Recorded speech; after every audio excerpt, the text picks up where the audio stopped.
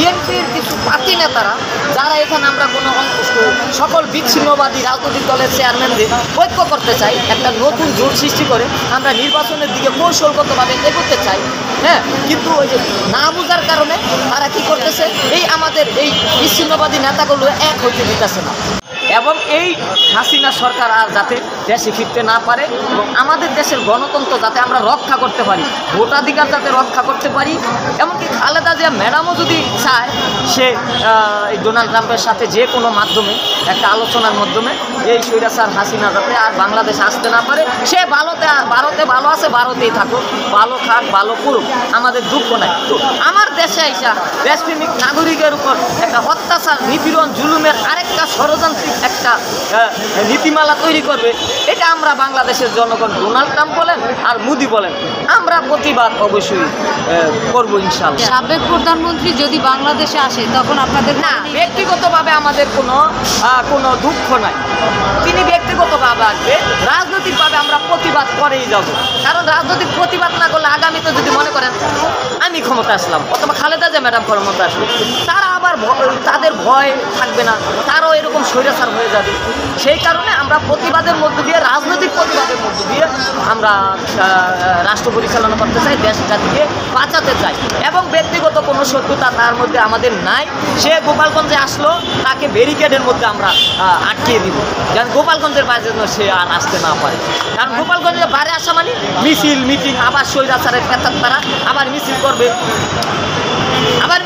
মাঠে নামবে, এগুলো তো আমরা চাইবো না।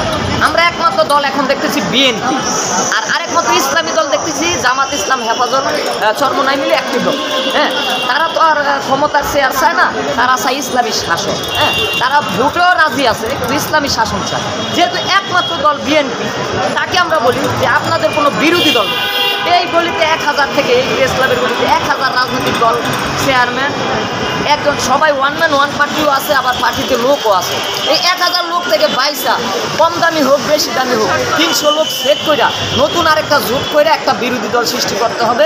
বিএনপি থাকবে প্রধান দল, আর ওই বিরোধী দলরা নির্বাচনে যাবে, তারা 100 আসন পাবে, বিএনপি 200 আসন, অথবা বিএনপি জামাত মিলে 200 আসন পাবে, তারা আবার ক্ষমতা যাবে। আমরা এরকম মনে করি। কিন্তু বিএনপির কিছু পার্টি নেতারা যারা এখানে আমরা কোনো সকল বিচ্ছিন্নবাদী রাজনৈতিক দলের চেয়ারম্যানদের ঐক্য করতে চাই, একটা নতুন জোট সৃষ্টি করে আমরা নির্বাচনের দিকে কৌশলগতভাবে এগোতে চাই। হ্যাঁ, কিন্তু ওই যে না বোঝার কারণে তারা কি করতেছে, এই আমাদের এই বিএনপির বিরোধীতে আপনি কাকে চান? সাধারণ মানুষকে চাই, জাতীয় পার্টিকে চাই। নির্বাচনে তো আর সাধারণ মানুষ, এখানে অনেক রাজনৈতিক দল আছে অনিবন্ধিত। আপনি কাকে চান?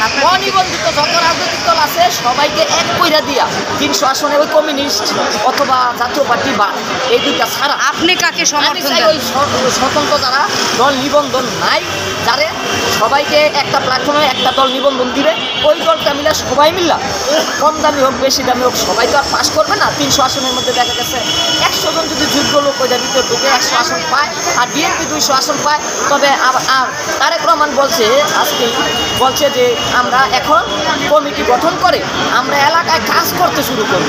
মানে নির্বাচন তো হবে। হ্যাঁ, নির্বাচন হবে। আপনার ভোটটা আপনি কোন দলকে? আমার ভোট আমি স্বতন্ত্রকে দেবো।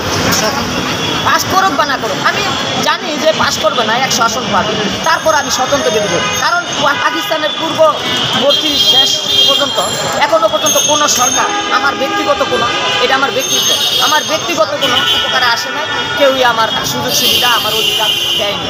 আমি চাই নতুন একটা সরকার যদি 100 আসনও পায়, ওই 100 জনের মধ্যে আমার আসনের এমপিটা যদি স্বতন্ত্র হয়, আপনার আসনের দক্ষিণের এমপিটা যদি স্বতন্ত্র হয়, আমি তার কাছে যাইতে পারবো, আমার যে দুঃখ দুর্দশা বলতে পারবো। কারণ আমার আমানুল্লাহ আমান সাহেব, তারপরে বয়স্ক দাদা, আর আগের আওয়ামী লীগের স্বৈরাচার এমপি বিপু সাহেব, বিদ্যুৎ মন্ত্রী, এবং ওই কামরুল ইসলাম সাহেব, আমার কথা আসন নেওয়ার মতো আমার অধিকার দেয় নাই। আপনি কি আসন নিতে চাচ্ছেন? আমি কোনো এমপিতে এবার দাঁড়াবো না। মানে এবার দাঁড়াবেন না? হ্যাঁ, তবে রাষ্ট্রপতি ইলেকশন যদি জনগণের ভোটে হয় তাহলে দাঁড়াবো ইনশাআল্লাহ। রাষ্ট্রপতি মানে কি, মানে আপনি আবার বলেন, মানে আসলে রাষ্ট্রপতি নির্বাচনটা যদি জনগণের ভোটে হয় তবে রাষ্ট্রপতি নির্বাচন করবো, আর যদি পার্লামেন্টের ভোটে হয় তাহলে আর রাষ্ট্রপতি নির্বাচন করবো না। MP election, chairman election, member election কোথাও আমাকে পাইবেন না।